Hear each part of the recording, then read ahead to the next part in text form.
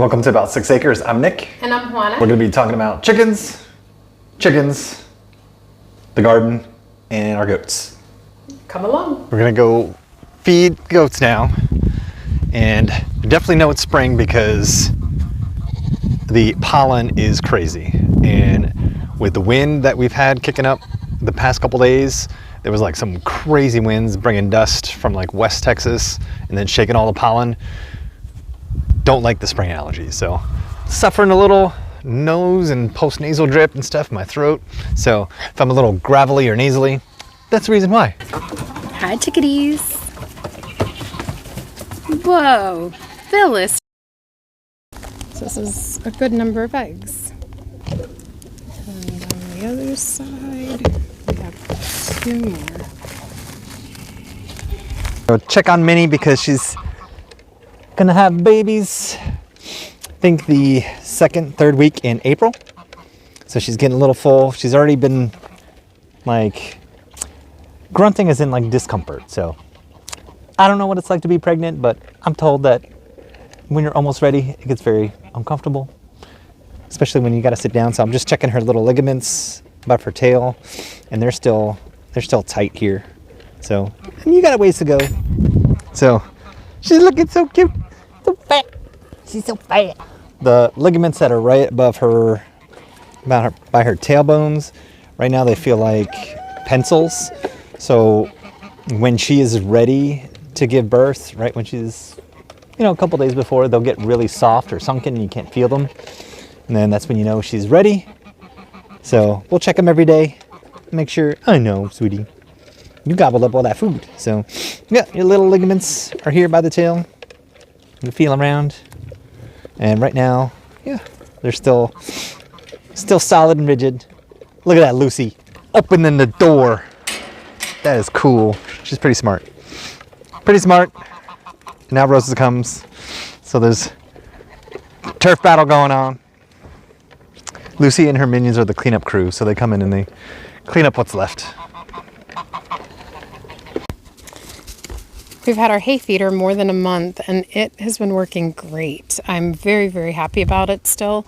We should be doing a video soon with the exact specs and a better review. And the girls are wasting so much less hay. Minnie wanted to eat out of the hay bucket, which is making happy noises. While Nick takes care of the boys, I'm just going to be sharing a little bit about the meat birds because we've had them now since Wednesday. So 5 days maybe, and they've gotten so much bigger. They're just, let me show you. They have their feathers growing in. Some of them you can see their little tail feathers as well, and they're just really, really cute. Like always, they eat a lot, poop a lot, and drink a lot of water. So that's the basic gist of how we care for them, is just making sure that they have sufficient water, that the grit is replenished, which they have on that dish, and then that the water stays cool and that they have sufficient food. In a couple of days, we'll start doing the 12 hours of food and then 12 hours of no food. But for now, we're just trying to get them acclimated to everything, and you can just see that big stretch, so cute. The brooder setup that we have has worked great for us in the past, and it continues to work great. We have this piece of OSB board. We cut and then cut slits into them and basically fit it into it. We can set it up quickly, we can take it down quickly. It is essentially flat, so it stores very well. We don't need a lot of space for it, but it also gives them a lot of space, and we put a tarp underneath to keep the bedding in. This is the first year that we are using this hemp bedding, and so far I like it. I mean, it's getting used to it a little bit because the pine shavings were just so fluffy, and of course that's what kicks up so much of the dust, whereas this is a little bit heavier. It does not smell in here, which was the other part that I didn't like about the pine shavings.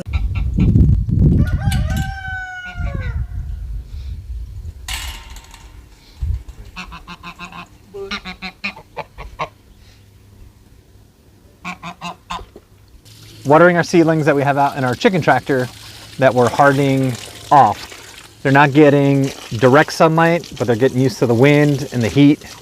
And so I think things are going to be planted later on this week.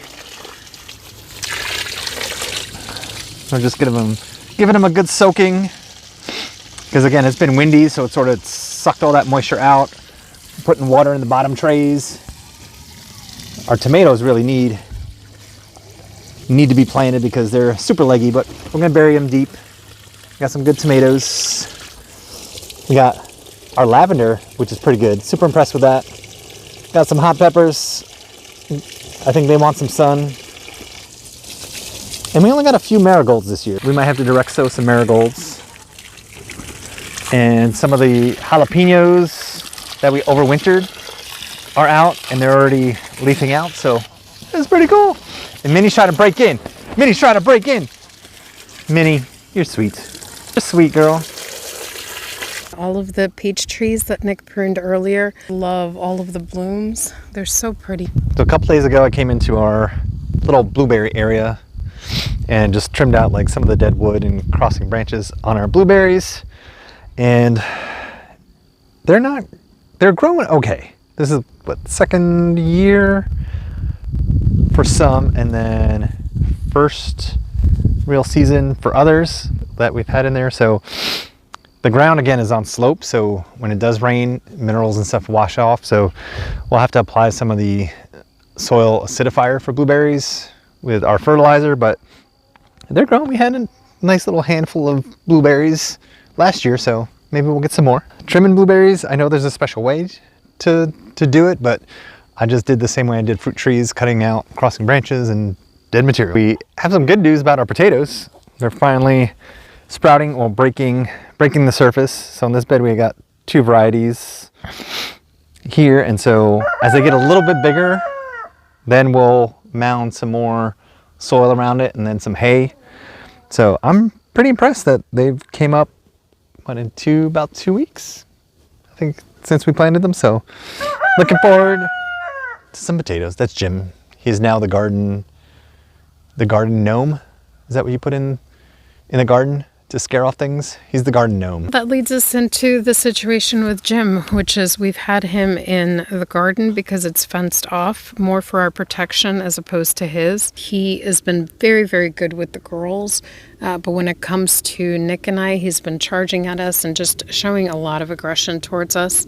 He's drawn blood a few times, which is the biggest reason why we needed to separate him. So we've been putting him inside the garden, and we've been taking him into the coop at night. Obviously, we're going to have to make a decision for him because we can't keep doing this every day, and because he can't really do his job. You know, we have to try different things as homesteaders and hope that we pull all the right levers and that we do things correctly. But this is one that I think we are not going to call a successful story. But let's not end on a sad note. Look at these cuties. They're just so big and changing every day. They're getting their feathers in, which is so cute when you see them on the side of their wings there. And they have personalities that are unmatched. I mean, they're very, very different, all of them. But they're active, they're happy. We're going to be moving them into a bigger area as soon as temperatures stabilize outside, so we're hoping that that'll be in the coming week. Love the fact that these chicks are from Ryan and from our girls. We have a lot of things that we are learning with the chicks because we're able to spend more time with them. Last year we didn't spend as much time with the initial flock as we wanted to because we were building the coop and there was so much going on. But with this one, we've been able to spend a little bit more time. And that's been a fun experience too. And of course, they've already gotten their water full of the bedding. So I'm going to go change that out. But so wonderful. That's our update for today. Thank you so much for watching. And as always, you're awesome and you are loved. Until next time.